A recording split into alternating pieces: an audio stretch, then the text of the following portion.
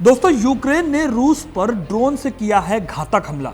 रूसी nuclear submarine और बम वर्षक टुकड़ों में उड़ गए। और सबसे चौंकाने वाली बात, यह हमला करने दुश्मन सीमा पार से नहीं आया था, वो अंदर ही मौजूद था।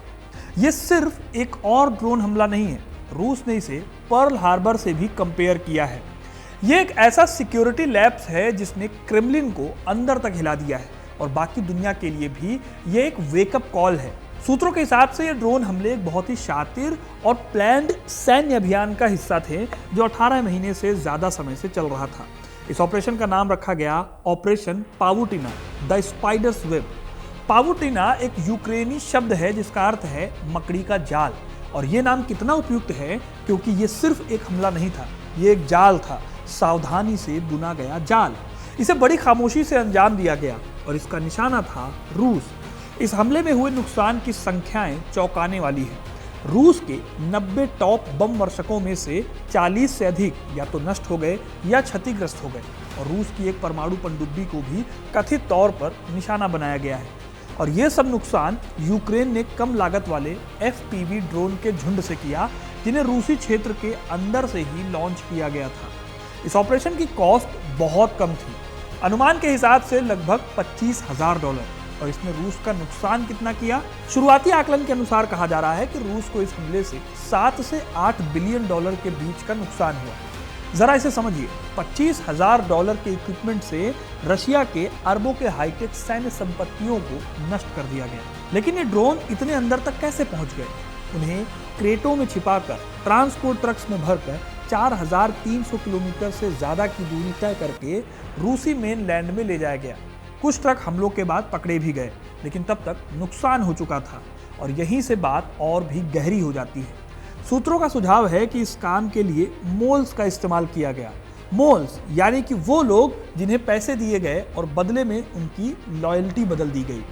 इन लोगों ने ही इन ड्रोन्स को निर्धारित स्थान तक ले जाने में मदद की और ड्रोन हमला करने के बाद ये लोग गायब हो गए। कुछ ट्रक ऑपरेटर्स को अभी पकड़ भी लिया गया है। गंभीर बात यह है कि क्या ये सब इतना ही प्लान्ड है या अभी भी कुछ और मोल्स एक्टिव हैं और कई और लोगों पर या कई और जगहों पर हमला कर सकते हैं। ये ड्रोन ऑपरेट कैसे किए गए, इनके ऑपरेटर्स कहाँ थे? ये सभी ड्रोन्स FPV ड्रोन थे, यानी फर्स्ट पर्सन व्यू। मतलब इन्हें क्लोज रेंज से कंट्रोल करना होता है या फिर इंटरनेट या सैटेलाइट कनेक्शन से।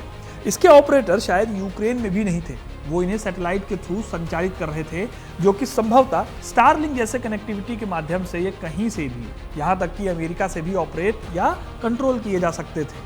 अगर ये सच है तो इसका मतलब ये होगा कि अमेरिकी तकनीक दशकों में रूसी धरती पर सबसे साहसी हमलों में से एक का हिस्सा थी। और इससे यूक्रेन या जिन्होंने यूक्रेन का समर्थन किया है, उनका संदेश रूस के लिए बिल्कुल साफ है। संदेश ये कि हम आपको बहुत गहरा नुकसान पहुंचा सकते हैं और हम इसे फिर से कभी भी कर सकते हैं। अब सभी की निगाहें मॉस्को पर है, क्योंकि इस हमले ने पुतिन को एक कोने में धकेल दिया गया है और अब वो अपने ऑप्शंस पर सोच रहे हैं। ऑप्शन 1, शांति स्वीकार करें, लेकिन अंदरूनी सूत्रों का कहना है कि इससे उनके राजनीतिक शासन का अंत हो सकता है। ऑप्शन 2, अपनी पूरी पावर के साथ पलटवार करें। पावुटिना की हार के बावजूद रूस के अंदर पुतिन की अनुमोदन रेटिंग चौंका देने वाली 83% बनी हुई है। रूस यूक्रेन युद्ध शुरू होने के बाद से ये सबसे ज्यादा है। कई लोग मानते हैं कि एक बड़े पैमाने पर रूसी जवाबी हमला होगा, एक बड़े पैमाने पर ऐसा हमला जो न केवल सैन्य ठिकानों पर बल्कि शहरों, इंफ्रास्ट्रक्चरल ढांचों पर और इलेक्ट्रिसिटी ग्रिड पर भी हो सकता है। पुतिन अब यूक्रेन को मलबे में बदलने से भी नहीं हिचकिचाएंगे। अब ये हमला कब होगा, आज रात, कल या अगले सप्ताह, कोई नहीं जानता, क्योंकि पुतिन अपने समय की घोषणा नहीं करते। वो उस क्षण का इंतजार करते हैं जो उनके उस हमले के लिए सही हो। जब यूक्रेन अपनी सुरक्षा कम कर दे, जब वेस्ट इस हमले को भूल जाए, तब रूस हमला करेगा। लेकिन यूक्रेन और रूस से बहुत दूर भारत के लिए इस हमले में एक बहुत बड़ी चेतावनी छिपी है। अगर रूस जैसा देश, जो दुनिया की सबसे स्तरित सुरक्षा प्रणालियों वाले देशों में से एक है और उसे उसके अंदर से भेदा जा सकता है, अगर उसके सैन्य ठिकानों को ट्रांसपोर्ट ट्रक्स द्वारा भेज दिया जा सकता है, अगर विदेशी उपग्रह हजारों किलोमीटर दूर से एक गुपचुप हमले को अंजाम देने में मदद कर सकते हैं, तो भारत के दुश्मन भी ये सब कर सकते हैं। सवाल अब ये नहीं है कि भारत कमजोर है या पावरफुल है, बल्कि ये है कि कितनी जल्दी भारत अपनी इंटरनल सिक्योरिटी को अभेद्य बना सकता है। भारत के लिए अब ये कदम आवश्यक हो गया है कि वो इमीडिएटली ड्रोन का पता लगाने और हवाई रक्षा प्रणालियों को मजबूत करने पर फोकस करे, आंतरिक सुरक्षा की गहन जांच करे, विदेशी उपग्रह निर्भरताओं की निगरानी करे, पहचाने कि युद्ध अब देश की बाहरी सीमाओं से हटकर बैंडविड्थ की ओर चला गया है। पावुटिना सिर्फ एक ऑपरेशन नहीं था, ये युद्ध के भविष्य के बारे में एक बयान था। गुपचुप घुसपैठिया टेक्नोलॉजी और जियोपॉलिटिक्स के इस नए मकड़ी के जाले में अगली कड़ी हमारी ओर आ सकती है। तो दोस्तों, ये थी वो घटना जो रूस में यूक्रेन ने की। अगर ऐसी न्यूज़ से आपको जुड़े रहना है तो न्यूज़ कनेक्ट को सब्सक्राइब जरूर करें। धन्यवाद।